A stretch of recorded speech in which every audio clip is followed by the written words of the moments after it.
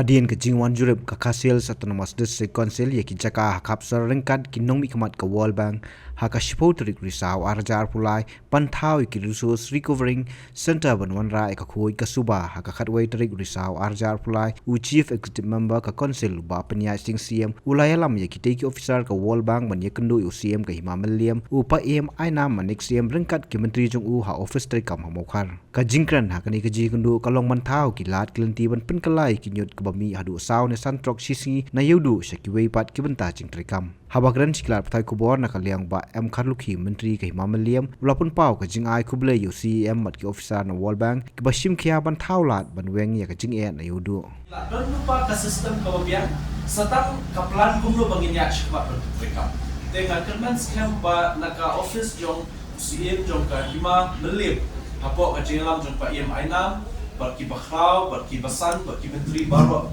hadu ki staff ki officers,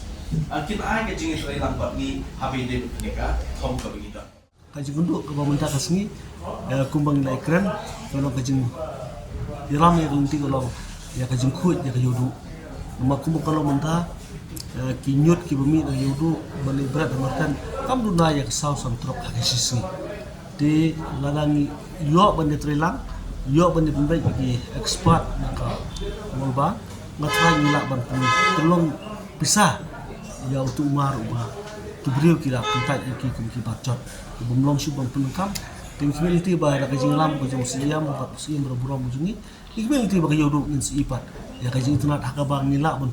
penbu ba ban pendekai nyut ki ban lak ban penlapat sa kajing tu